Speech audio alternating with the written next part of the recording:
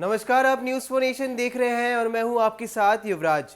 बिहार विधानसभा का उपचुनाव 30 अक्टूबर को होने वाला है।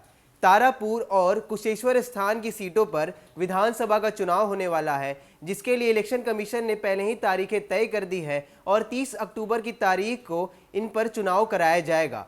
मगर जिस तरीके से चुनाव नजदीक आ रहे हैं तो देखने वाली बात यह है कि महागठबंधन के साथ साथ सरकार में बैठी एनडीए में जो सीटों को लेकर बंटवारा है वह खटपट का रूप ले रही है। जिस तरीके से कल आरजेडी ने कुशेश्वर स्थान और तारापुर के लिए अपने जितने भी प्रत्याशी हैं उनके नामों की घोषणा कर दी। आरजेडी ने तारापुर से अरुण कुमार शाह और कुशेश्वर स्थान से गणेश भारती को टिकट दे दिया है। तो इसको लेकर अब कांग्रेस और आरजेडी में खटपट बढ़ गई है। दोनों की राहें अलग हो गई है, क्योंकि कांग्रेस का कहना है कि आरजेडी ने गठबंधन धर्म का पालन नहीं किया और उसने बिना बताए ही दोनों सीटों पर अपने उम्मीदवार घोषित कर दिए। अब आपको बता दें कि कांग्रेस से उठी यह बात अब महागठबंधन में दरार पैदा कर रही है और फिलहाल उपचुनाव के लिए यह बड़ी खबर है कि महागठबंधन में टूट हो गई है। जिस प्रकार से आरजेडी ने 2 उम्मीदवार घोषित कर दिए हैं, तो वही कांग्रेस भी आज अपने दोनों उम्मीदवार उन पर्टिकुलर सीटों पर घोषित करने जा रही है।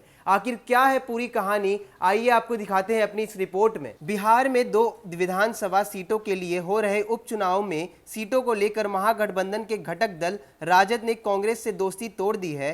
तारापुर और कुशेश्वर स्थान की सीट के लिए हो रहे इस चुनाव में कांग्रेस 1 सीट कुशेश्वर स्थान पर अपनी दावेदारी कर रही थी। आरजेडी ने उसकी दावेदारी को खारिज करते हुए दोनों सीटों पर अपने उम्मीदवार उतार दिए हैं। राजद प्रदेश अध्यक्ष जगदानंद सिंह ने तारापुर से अरुण कुमार शाह और कुशेश्वर स्थान से गणेश भारती को पार्टी का उम्मीदवार बनाने की घोषणा की है।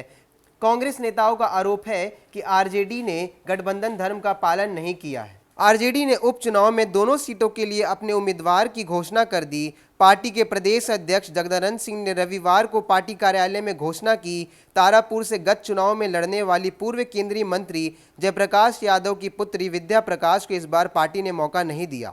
प्रदेश अध्यक्ष ने साफ कहा है कि उपचुनाव में कुशेश्वर स्थान और तारापुर में दोनों सीटों पर राजद लड़ेगा। राष्ट्रीय अध्यक्ष लालू प्रसाद यादव इसकी पहली ही घोषणा कर चुके हैं। उन्होंने बताया कि कुशेश्वर स्थान से गणेश भारती और तारापुर से अरुण कुमार शाह को पार्टी का उम्मीदवार बनाया गया है। कुशेश्वर स्थान में मुसहर समाज की अधिक संख्या को देखते हुए उसी समाज के नेता को उम्मीदवार बनाया गया है।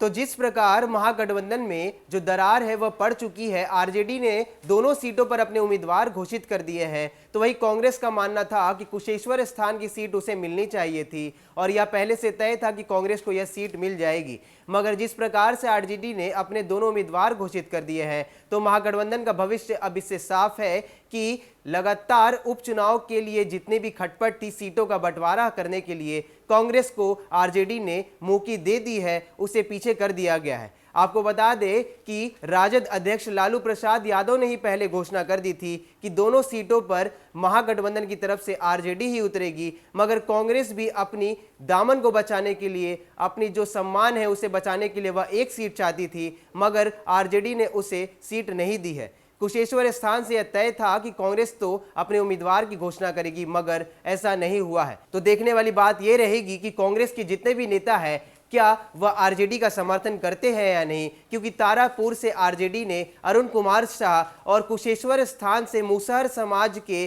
गणेश भारती को टिकट दे दिया है, क्योंकि कुशेश्वर स्थान में मुसहर समाज की अधिसंख्य आबादी है। इसको देखते हुए आरजेडी ने एक तरह का जाति कार्ड भी खेल दिया है। लगातार खबरों में बने रहने के लिए आप देखते रहिए न्यूज़ फॉर नेशन। नमस्कार।